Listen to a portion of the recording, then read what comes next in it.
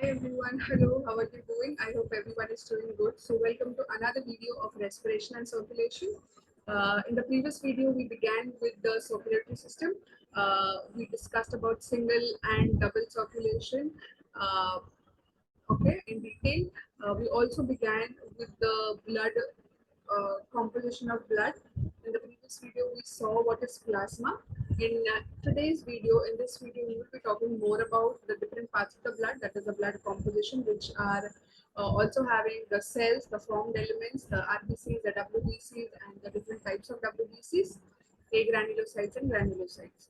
So let's begin. So we saw that plasma was 50, the whole blood, 55% of your whole blood is plasma, and the remaining the remaining 40-45% is your cells, the red blood cell, the W white blood cells, and the other types of white blood cells.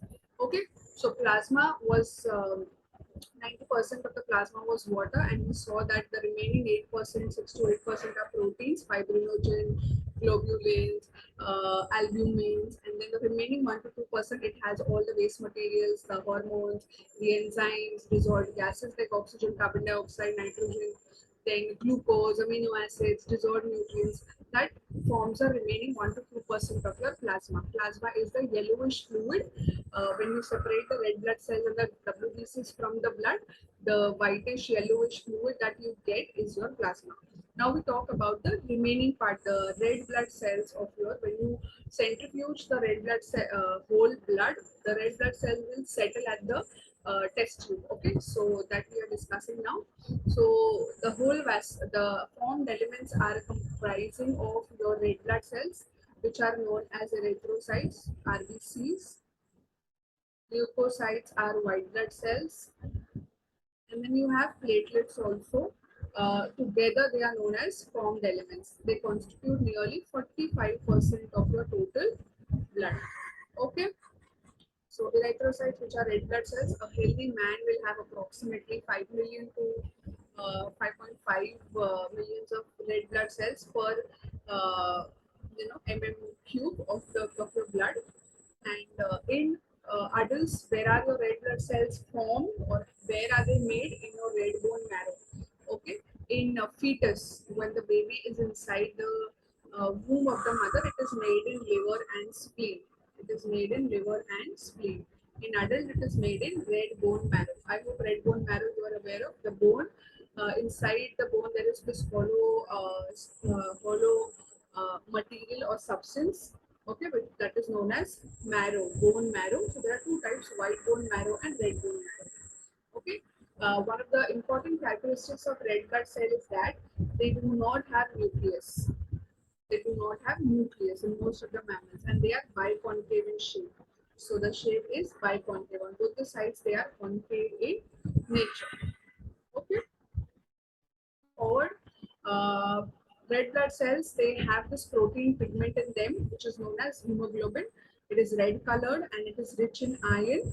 Yes. What is the main function of this hemoglobin? To transport respiratory gases, to take oxygen from the lungs, deposit wherever it is required, and carry carbon dioxide. We saw in the previous videos, right? The RBC is made up of this iron pigment, which gives red color to the blood. So this pigment is capable of carrying oxygen also and carbon dioxide, but it is more of it has more affinity towards carrying oxygen as compared to carbon dioxide. And most of your carbon dioxide is transported via in the form of bicarbonate ions. This we have discussed in the previous videos. Okay, transport of oxygen and carbon dioxide. So it helps in transporting the gases. A healthy individual will have these many grams of hemoglobin in every 100 ml of blood. So you should have at least, dropping below 12 means you are not having enough hemoglobin. So you might have mild anemia symptoms, like you pale, and there might be shortness of breathing. Your RBC will stay for around 3 months in your body. So every 3 months they are replenished, regenerated. New RBCs will be made every 3 months, and the old one will go for wear and tear. Like they will be destroyed in your liver and spleen. Okay, so they are destroyed in the spleen, which is known as the graveyard of RBCs. Okay. Now moving to the, okay, one more thing. So if you have less of RBCs, the condition known as erythropenia. Okay, if your body is less in the red blood cells, so you will suffer from a condition known as erythrocytopenia. And if there is an increase in RBC, then the condition known as polycythemia will be there. Okay, so that's all about the RBC. Now we move to the WBC. Okay,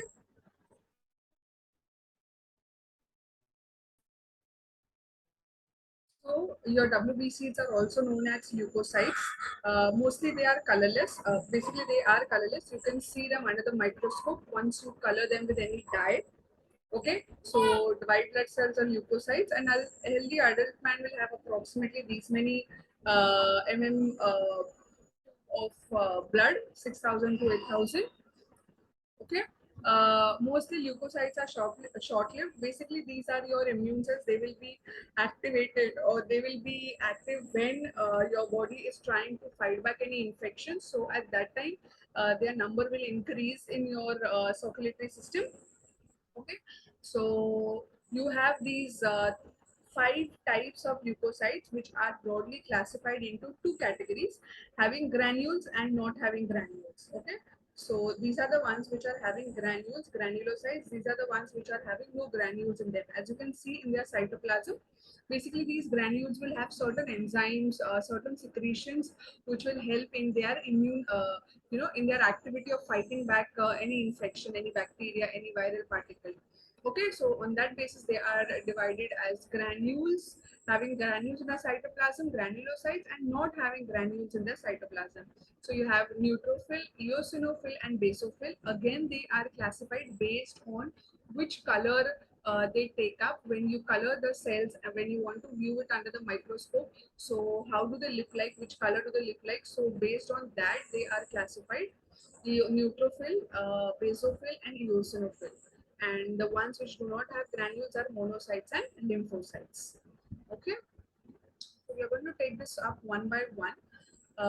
So first we will talk about granulocytes, mostly eosinophils first. So eosinophils are the ones which will be colored by acid dye. Okay, so they are also known as acidophils.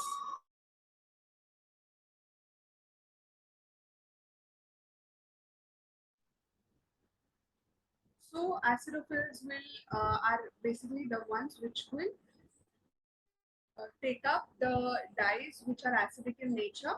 Okay, eosinophil, basically they will appear orangish, reddish, pinkish in color under the microscope. So of the total granulocytes, they are only 2 to 3%, and they are mostly active when there is an allergic reaction in the body. So they will be produced in more number when an allergy is there in the body. When the body is trying to fight back the allergic substance that has entered into the body. Okay, so it will try to resist the infection, and also mostly any general infection, and also mostly in case of allergic infections. Okay, another type of granulocyte is basophils. They take up blue stains, basic dyes, hence the name basophils. They're also known as cyanophils because they appear greenish bluish under the microscope.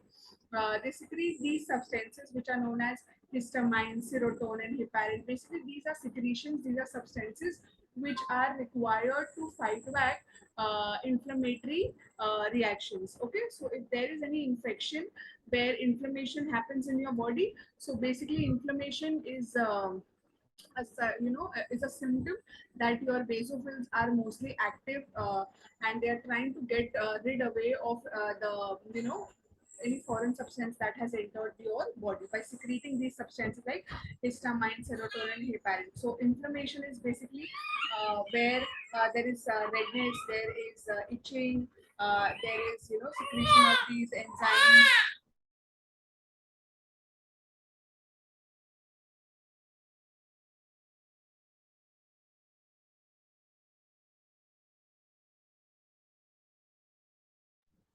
Now we move to the next part, the another type of granulocyte, that is neutrophil. Neutrophil can take up both colors, acidophils, and like they can take up acidic dyes as well as basic dyes. Hence, they are known as heterophils. So they are neutral to both the dyes. Mostly, they are phagocytic in nature. 60 to 65% of your total granulocytes are neutrophils only. They are abundant in your blood vascular system.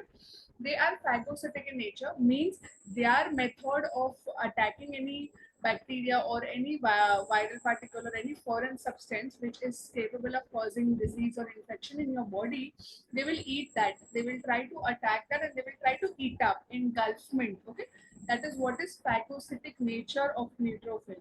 So they will destroy the foreign organisms that had entered your body by phagocytosis, by eating up, by engulfing that particular foreign body.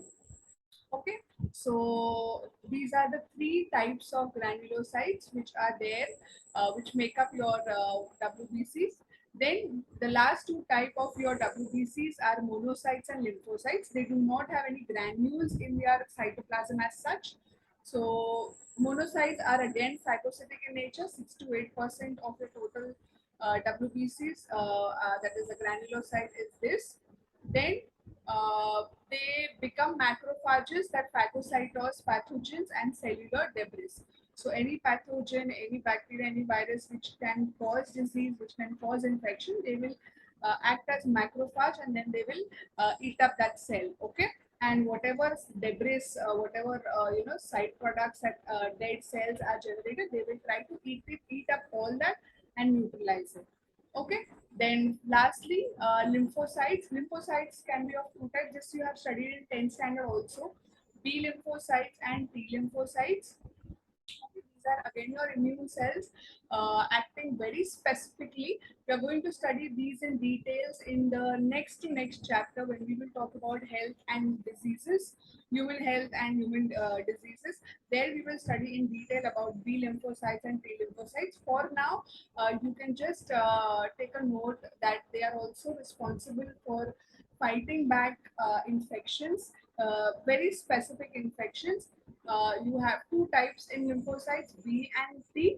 B are the ones which will produce antibodies that will fight back against antigens, and T cells are especially they will destroy the virus infected cells. So cells which are infected with viruses, they will try to get rid away with that, the T cells. Okay. So that's all with regards to agranulocytes. Uh, when there is less amount, when the body is having deficient WBCs in the blood, then a condition known as leukopenia will occur. Okay. So decrease in number of WBCs, leukopenia. Increase in the number of WBCs will be leukocytosis. And if there is cancer of WBCs, there are term known as leukemia will be there. Okay, all these terminologies are there in your textbook. You can go through it. So that's all with respect to WBCs and RBCs.